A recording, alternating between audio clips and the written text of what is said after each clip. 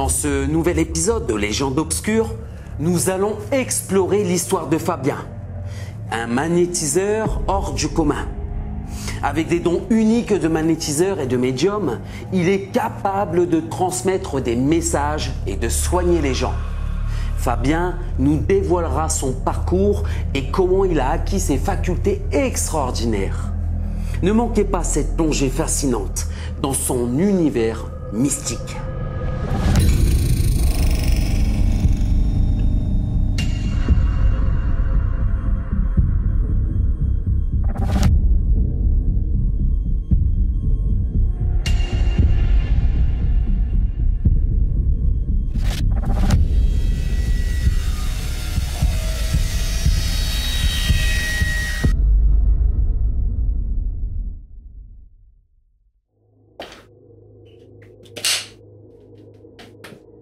Bonjour Fabien. Bonjour Alexandre. Alors tu es magnétiseur Ça, depuis combien de temps? ça va faire 8 ans. 8 ans. Ouais. D'accord. J'ai entendu parler justement, c'est pour ça que tu es invité justement à ce bureau et que tu as des capacités médiumniques. Oui, en fait, j'utilise mon magnétisme et de façon spirituelle. En fait, j'utilise pas mon énergie vitale pour magnétiser. D'accord. Et ça, c'est un devoir pour toi, c'est... Disons qu'il y a eu... Ou un don? Moi, je dis plus une capacité qu'un don. Un don, c'est encore des choses qui sont au-delà. Pour moi, je pense que c'est plus une capacité, en fait. On m'a permis de pouvoir faire des choses qui se sont révélées au fur et à mesure de mes années, en fait, tout simplement. Et puis, ça se met en place de plus en plus. Et en fait, ça s'active étape par étape. C'est comme si, en fait, tu franchis un palier au fur et à mesure du temps. D'accord. Et chaque étape, en fait, amène à autre chose. Alors pour faire un petit rappel, justement, il y avait Johan. Johan, c'était un client, on va dire un patient. Ouais. Je sais que ce terme-là ne te peut pas beaucoup. C'est comme le mot client, on pense tout de suite à argent ou quoi que ce soit, c'est pas du tout le cas. Mais c'est une personne qui t'a beaucoup marqué en fonction de son vécu. Et mais est-ce que justement, alors moi j'ai une question assez particulière par rapport à ça. Quand tu vas voir un patient, est-ce que tu as toujours... est-ce que ces messages que tu perçois, est-ce que tu te dois de donner cette information? Est-ce que c'est un devoir? Alors, à un moment donné, en fait, quand tu canalises, en fait, au niveau... je viens appliquer mes mains au niveau de la tête de la personne, en fait, quand on est sur un soin. Donc, on démarre toujours de la tête. En fait, la personne est allongée, on démarre de la tête, tout simplement. À partir de là, en fait, on demande l'accord déjà d'être en premier lieu avec cette personne. Une fois que cet accord commence à se mettre en place, en fait, il y a une relation de confiance qui commence à se poser. Parce que, est-ce que je peux me permettre de poser mes mains sur ta tête?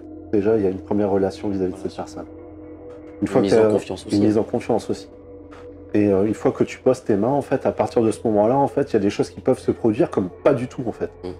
Mais le fait d'être détendu, le fait que la personne, elle se relâche, en fait, il y a plein de choses qui commencent à se mettre en place, en fait. Et moi, je sens, en fait, une énergie qui est complètement différente à ce moment-là dans la pièce. Ça va arriver comme des flashbacks, des mots, en fait, des prénoms, des odeurs. Mais ça arrive vraiment un coup sur deux, on va dire, j'ai quelque chose qui m'arrive, en fait. Mais c'est pas tout le temps. Mais généralement, c'est souvent des défunts qui sont autour de moi, en fait, et qui veulent passer un message. Donc après, je demande, est-ce que si c'est vachement insistant, ça veut dire que c'est important. Mais je demande toujours à la personne, est-ce que je ressens quelque chose? Est-ce que ça peut vous dire... Rien qu'au toucher, justement, de la personne. Ouais, carrément. T'arrives à voir des... Pas forcément après au toucher, mais je vais être dans une pièce ou quoi qu'est-ce, et je vais ressentir d'un seul coup une montée, une énergie, un essoufflement, ou bien des choses comme ça. Ou une odeur qui pourrait arriver. Et ça arrive sur des personnes, on va dire, qui ont besoin d'entendre, qui ont besoin de comprendre. Et il m'arrivait plusieurs expériences, si tu veux, on peut en discuter après. Mais c'est vrai que au fur et à mesure des années, en fait, j'ai appris en fait ce côté que le magnétisme et le spirituel, en fait, sont deux choses mélangées. Et l'avantage, c'est quand tu es directement concerné, c'est plus la même histoire. Après, une fois que tu commences à avoir des noms et des prénoms qui sont vraiment réels, parce que quand tu entends ce prénom d'une personne, c'est bien spécifique. C'est bien le nom et tu as un élément de détail en fait qui est donné pour confirmer que c'est bien la bonne personne que tu as face à toi, en fait. D'accord. Et ces capacités médiumniques, tu les as depuis, tu les as depuis quel âge? Alors, j'ai commencé par le pendule de radiesthésie. D'accord. Ok. À quel âge, du coup? Ben, j'avais 8-9 ans, en fait. Donc j'avais 8-9 ans, et là j'ai pris un pendule de radiesthésie, puis ben... Ça t'a toujours attiré, en fait, côté occultisme et tout? Bah, en fait, je suis tombé dedans comme dans une marmite, hein, voilà, Ouais. tout simplement, un peu comme Astérix, mais sauf que moi je suis pas Astérix, malheureusement. Votre maman, elle a été aussi médium, elle a été Alors cartomancienne? j'ai mon grand-père en fait qui était dans l'herboristerie. Ah, ok. Enfin, mon arrière-grand-père qui était dedans, en fait. Il soignait en fait des gens et il notait tout dans un petit calepin. Et en fait, il a commencé à soigner des gens au fur et à mesure comme ça. Un peu comme à la Léonard de Vinci. Ouais, un peu dans ce principe-là en fait. Et j'ai toujours... ça, je l'ai jamais su en fait sur le coup. Et moi, j'ai pris un pendule parce qu'une fois, mes parents avaient acheté un pendule avec un livre, hein, Découvrez le pendule. Sauf que moi, je l'ai pris en fait et bah, il a réagi quoi. Il réagissait, j'avais un oui, j'avais un non. J'avais bien mon peut-être. Et j'avais, bah, on va faire un essai quoi. Et j'ai un de mes oncles en fait qui est venu, qui était coiffeur en fait, hein, et il m'a dit, bah écoute Fabien, on va prendre des pièces et on va essayer. Parce que j'y crois pas ton truc. Bah, je dis on va essayer, on verra bien. Donc il prend 5 pièces de 20 centimes françaises et une pièce de 20 centimes étrangères. Il les retourne, donc au fur et à mesure, il les mélange. Et à partir de ce moment-là, il fallait retrouver la pièce étrangère. À chaque fois, je la retrouvais. Par simple coïncidence ou simple ressenti, du coup? Le pendule réagissait. Ah ouais, ouais. Du coup, il me dit, c'est facile, tu vois ce que je fais, t'as repéré, il y a bien un élément sous la pièce. Bah, je dis, prends la nappe, tu recouvres et on va bien voir ce qui va se passer. Et à chaque fois, ça recommençait. Chaque fois, je mettais dedans. J'ai commencé à manipuler un peu plus le pendule et à un moment donné, bah, je sais pas ce qui s'est passé. J'ai eu peur en fait. Je me suis dit, c'est pas pour moi en fait. Je viens pas de ce monde-là, c'est pas mon univers. Je l'ai laissé pendant des années. Et en fait, à un moment donné, bah, bien plus tard, hein, mais bien plus tard, tout s'est mis en sommeil. Et j'ai eu un accident en fait. Un accident sur l'autoroute A1 à 7h du matin. J'ai tapé un poids lourd. J'ai traversé les 3 voies de l'autoroute A1 à 7h du matin. Wow. À plus de 130 km/h, je suppose. J'étais en pleine voie d'insertion. Donc je l'ai vraiment tapé, je suis vraiment parti en toupie. Et là, j'ai vu une boule de lumière tout autour de moi. Et dedans, dans cette boule de lumière, c'est comme si j'étais englobé comme une grande sphère en fait. Et j'ai vu ma grand-mère avec son petit chien. Enfin, le petit chien que j'avais aussi à l'époque, quand je connaissais à l'époque de ma grand-mère. Il s'appelait Tommy. Et cette boule de lumière, j'entends à l'intérieur, t'inquiète pas mon garçon, tout va bien se passer. Je suis parti en toupie, j'ai tapé le terre-plein central, et la voiture était intacte. Et pourtant, il y a des voitures qui passaient de tous les côtés. Le chauffeur du poids lourd, en fait, m'a dit, il fait, je ne sais même pas ce qui s'est passé. Il fait, il y a eu un monde de voitures, vous avez tout esquivé. Tout en visualisant, vous, dans votre voiture, de ce qui se passait, mais de votre grand-mère aussi, de cette boule lumineuse, Accroche-toi, tout va bien se passer. Voilà, je suis avec toi. Je suis avec toi. Incroyable. Donc là, à ce moment-là, ben, ok, là tu te dis, ben, je vais mourir en fait, quoi. Ouais. Je vais mourir et enfin, c'est mon heure, quoi, tant pis, j'y suis, quoi. Et on essaie de se demander si on n'est déjà pas mort. C'est ça en fait. Et en fait, quand j'ai tapé le terre-plein central, ben, je me suis pincé plusieurs fois pour dire, ben, je suis vivant, je suis pas vivant, c'est une blague, je prends mon téléphone, je vois, et tout va bien, quoi. Et là, j'avais aucune séquelle sur le coup. J'appelle les pompiers. Et les pompiers me disent, bah écoutez, comment ça va? C'est bizarre, j'ai rien, mais je sens plus mes jambes. Et là, il me dit, bah, est-ce que vous arrivez quand même sur le bas-côté? Bah, non, je sens plus mes jambes. Bah, vous pouvez respirer, et puis vous allez vous mettre tout doucement, essayer de vous dégager vous-même, parce qu'on a plein d'accidents, genre là, on peut pas venir. Donc, bah, premier traumatisme dans ta tête, déjà, tu te dis, je viens de frôler la mort, derrière, j'avais une séparation qui était en cours, assez douloureuse à ce moment-là. Et je me suis mis sur le côté, j'ai appelé un de mes amis qui est venu me chercher tout de suite. Et là, il m'a dit, écoute Fabien, tout va bien. Bah, je dis ok.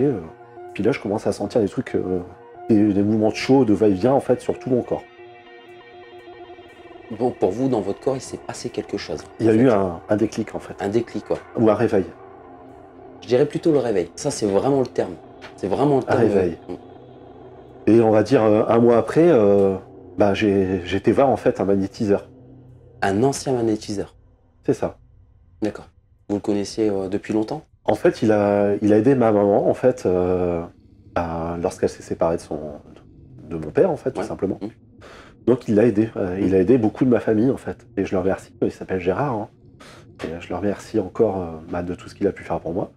Et là, il m'a dit on va faire une première séance de découverte. Donc on a fait une séance. Hein. J'arrive chez lui tranquillement. Il y avait son petit chien qui était là à côté toujours hein, et qui se posait toujours à côté de moi. Et puis il me dit t'inquiète pas, c'est normal. Alors je dis ok, bon c'est bizarre, hein, c'est étrange. Un monsieur que tu connais pas et il commence à poser ses mains. Là tu sens que ça bouge tout sur toi. Et à la deuxième séance, il me dit mais t'es un cochon. Je dis pourquoi tu dis ça? Et il fait tu sais qui tu es. Ah bon, ok. Il fait tu sens parfois des sensations sur toi, des vibrations, des picotements, du chaud, du froid sur toi. Je dis ouais. Il fait tu vas essayer quelque chose. Pose tes mains sur moi et on va voir ce qui va se passer. Là j'ai senti du chaud, du froid, du picotement. Je dis c'est bizarre.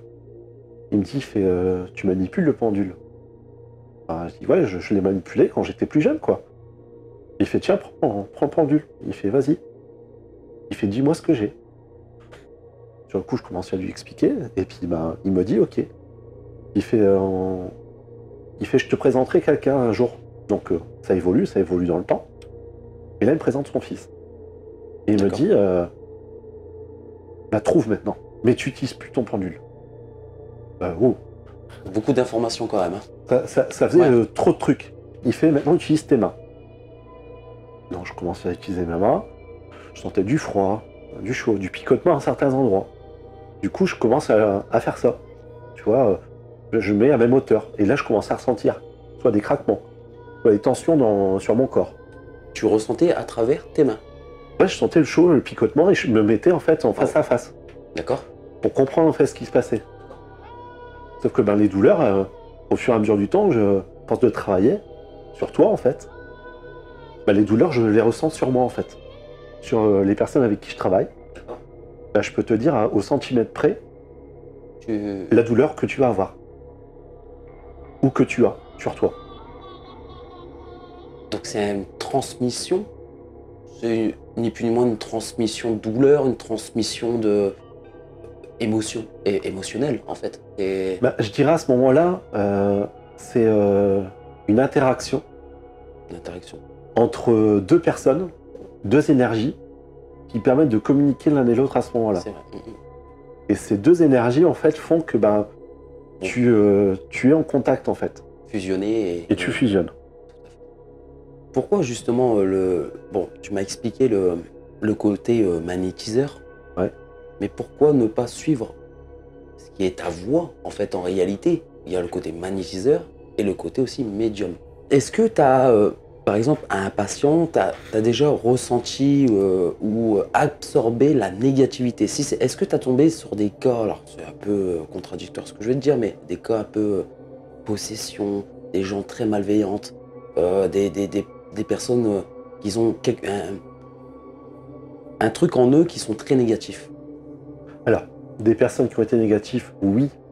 Des personnes qui ont été dans des cas de possession, non, parce que c'est comme si en fait on me protège.